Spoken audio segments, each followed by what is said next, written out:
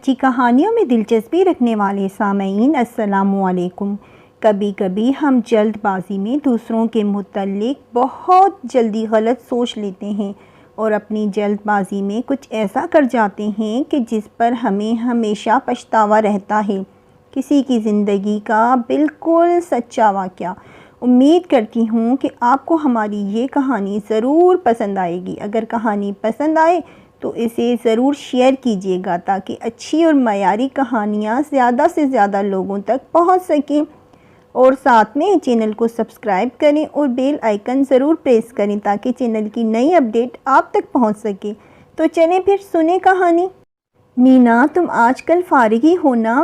اگر چھوٹا سا ایک کام کہوں جس کا اجر بے حد بے حساب ہے، تنزیلہ بھابی نے اپنی نند سے کہا، جس نے حال ہی میں MSc مکمل کیا تھا اور اب MPhil کے لیے پڑ تول رہی تھی۔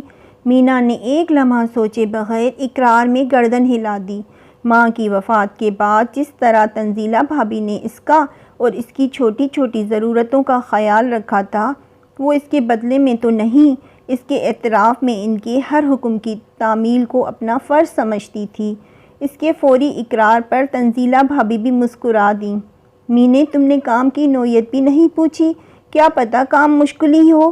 مجھے پتہ ہے، آپ مجھے وہ کام کہہ ہی نہیں سکتی جو میرے لیے مشکل ہو، مینا نے جواب دیا۔ چلو پھر تو شکر ہے، اب کام کی نوعیت بھی سن لو۔ اگر اوپر والے کو خوش کرنے کے لیے کیا تو درجہ بھی بہت بلند ملے گا، سمجھ گئیں؟ انہوں نے علامتوں کا سہارا لیا، لیکن مینا سمجھ گئی تھی۔ جی ضرور، کون ہے؟ کس کلاس کی اسٹوڈنٹ ہے؟ میری دوست کی بیٹی ہے، بائیو میں ذرا کمزور ہے اور انگلش تو بیچاری کی بے حد ہی خراب ہے، میٹرک میں 2 دفعہ دونوں مضامین میں فیل ہو چکی ہے۔ بڑی مشکل سے غزالے جیسے نمبر لے کر اللہ اللہ کر کے میٹرک کیا ہے۔ اب 2-4 ماہ کے بعد اس کے فرسٹ ایئر کے امتحانات ہیں، مگر انگلش میں بہت پیچھے ہے۔ مالی حالات بس ٹھیک ہیں، سلسلہ چل رہا ہے دن رات کا، مگر پورے شہر میں صرف لڑکیوں کے لیے کوئی اکیڈمی یا ٹیوشن سینٹر نہیں ہے۔ مخلوط اکیڈمی میں وہ بچی کو بھیجنا نہیں چاہتے۔ اس کا ذہن کوئی اچھا نہیں مینا کی رضامندی کے بعد انہوں نے اپنی دوست سے رابطہ کیا۔ اسی سے پہر وہ دوست اپنی بیٹی اور کتابوں کے بھاری بھرکم بیگ کے ساتھ حاضر ہو گئیں۔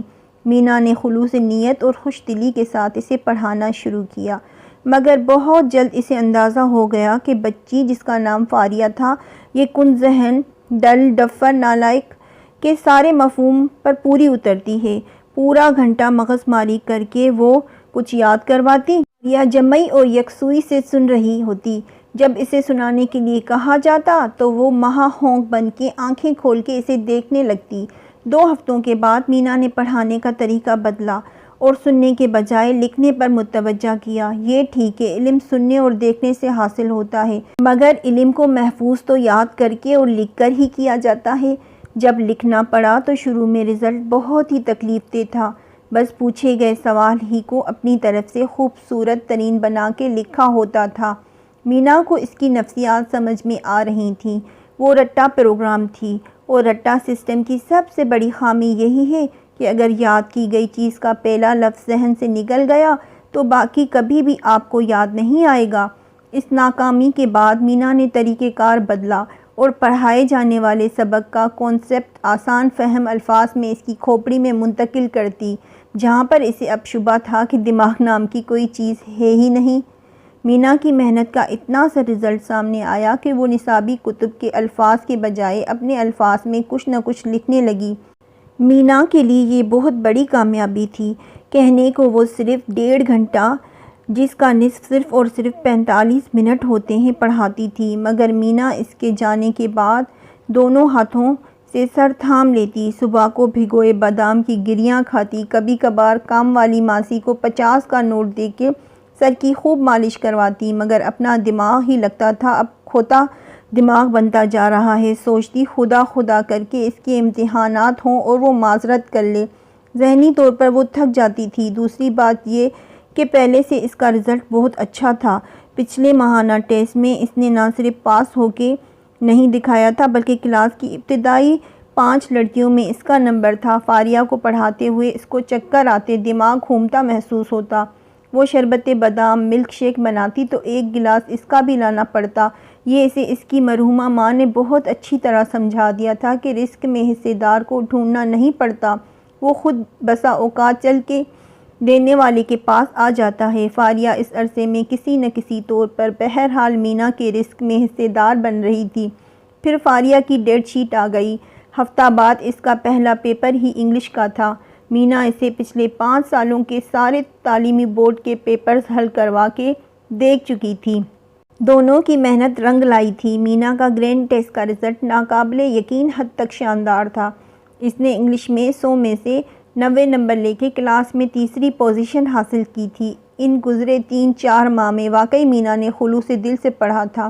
بھابھی اسے اکثر شاباش دیتیں، شکریہ ادا کرتیں، لیکن فاریہ نے اس پورے عرصے میں مجال ہے جو کبھی زبان سے شکریہ کا ایک لفظ کہا ہو، کبھی اظہار تشکر کے طور پر آتے ہوئے کوئی چھوٹی موٹی چیز لائی ہو۔ جس علاقے میں فاریہ کا گھر تھا وہاں کی بریانی اور آئس کریم پورے شہر میں سب سے زیادہ مشہور تھی۔ مجال ہے جو کبھی آئس کریم کا ایک کپ یا بریانی کی پلیٹ ہی پیک کروا کے لے آتی۔ پڑھانے کا تو ثواب اجر اپنی جگہ، پڑھنے والے کی خصلت بھی تو احسان مندی کی ہونی چاہیے۔ دل ہی دل میں وہ بھابھی کی اس دوست کی بیٹی کو شودی، کنجوس جیسے 40 القابات دے چکی تھی۔ پھر یہ ہوا کہ اس کا ٹیوشن کا آخری دن بھی طلوع ہو گیا۔ اس نے خود ہی بھلے لفظوں میں کہہ دیا تھا، مینا آپی مجھے آدھا گھنٹہ آنے میں اور آدھا گھنٹہ جانے میں لگتا ہے، رکشے والا بہت پیسے مانگتا ہے۔ مجھے اللہ کا شکر ہے اب یاد ہو جاتا ہے، اب میں ٹیوشن کے لیے نہیں آؤں گی۔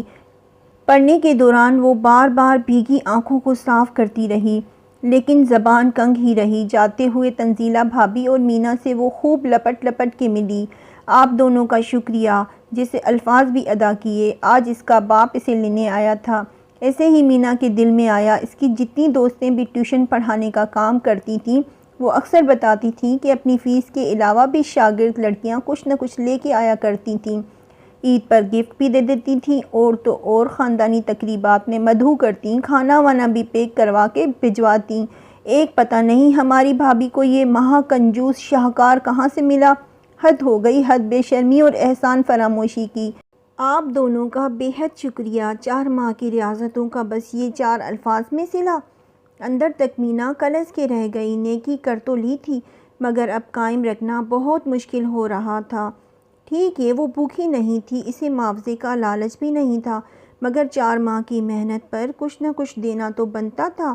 اس نے کون سا ہی رکھ لینا تھا، فیس ہوتی یا تحفہ واپس کر دیتی، مگر شاگرد دیتی تو صحیح۔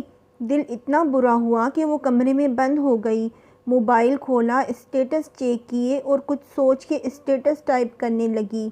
کچھ لوگ بہت بے مروت ہوتے ہیں، احسان ماننا تو درکنار تسلیم ہی نہیں کرتے، جیسے ہماری نالائق شاگرد جسے پوری آب و تاب سے پہلے 10 نمبروں میں شامل کروایا مگر اس کے بعد کانوں کو ہاتھ لگانے والی ایمیجز 1 2 3 4 لگائیں، 1 2 لمحہ کچھ سوچا پھر اپلوڈ کر دیا۔ اسی وقت دروازے پہ دستک ہوئی۔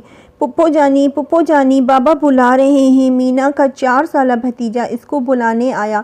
مینا وہاں پہنچی تو بھائی جان بریانی اور آئس کریم کے بڑے بڑے پیک لیے کھڑے تھے۔ چلو بھائی مینا شہزادی جلدی سے کھانا لگاؤ۔ مینا نے جلدی سے برتن دسترخوان پہ رکھے۔ بھابھی بھی نماز پڑھ کے آ گئیں۔ بریانی کھول کر ڈش میں رکھی، آئس کریم فریزر میں رکھتے ہوئے بولیں، تمہاری شاگرد کے والد صاحب دے کے گئے ہیں اور یہ فاریہ تمہارے لیے دے گئی ہے، کہہ رہی تھی میرے جانے کے بعد دیجیے گا۔ مینا نے کھانا بھول کے کاغذ کھولا۔ پیاری مینا آپی، میں آپ کا احسان ساری زندگی نہیں بھول سکتی۔ پاؤں کے نیچے دب جانے والے ذرے کو آپ نے چمکا کے آسمان کا ستارہ بنا دیا۔ مجھے شکریہ ادا کرتے ہوئے بہت شرم آتی ہے، یہ حقیر سا تحفہ ہے، اصل تحفہ تو اللہ جی ہی دے سکتے ہیں۔ میں بس روزانہ 2 نفل پڑھ کے آپ کے لیے بے پناہ اجر کی دعا کرتی ہوں اور انشاءاللہ مرتے دم تک کرتی رہوں گی۔ ہم مزدور لوگ ہیں، رکشہ والا 5000 مانگتا تھا مہینے کے، میں روزانہ پیدل آتی جاتی، اس طرح میرے پاس 20,000 روپے جمع ہو گئے۔ کچھ میرے پاس جمع شدہ رقم تھی جو عید پر ملی تھی۔ یہ سونے کی انگوٹھی ہمیشہ آپ کو میری نالائکیاں اور اپنی محنت یاد کروائے گی۔ امی آپ کو رزلٹ کے بعد تحفے دیں گی۔ میں نے سوچا انعام نتیجے پر نہیں محنت پر دیا جاتا ہے۔ آپ کی محنت اور محبت کے لیے چھوٹا سا تحفہ قبول کیجیے۔ والسلام۔ فاریہ۔ جگمگ کرتی سبز اور سفید موتی والی سونے کی انگوٹھی کاغذ سے نکل کے اس کی گود میں آ گری تھی۔ اس نے بھاگ کے موبائل اٹھایا۔ او میرے خدا، کہیں فاریہ نے اسٹیٹس چیک نہ کر لیا ہو۔ جو ہی اس نے اسٹیٹس والا آپشن ڈیلیٹ کرنے کے لیے کھولا، اسٹیٹس دیکھنے والوں میں 2 منٹ پہلے سب سے اوپر فاریہ رمضان کا نام لکھا تھا۔ اگر آپ کو ہماری یہ کہانی پسند آئی ہو تو اسے لائک اور شیئر ضرور کیجیے گا، اور اگر حقیقت پر مبنی ایسی ہی مزید سچی کہانیاں سننا چاہتے ہیں تو ہمارے چینل سچی کہانیاں کو سبسکرائب کیجیے اور ساتھ میں بیل آئیکن ضرور پریس کیجیے۔ شکریہ۔ اللہ حافظ۔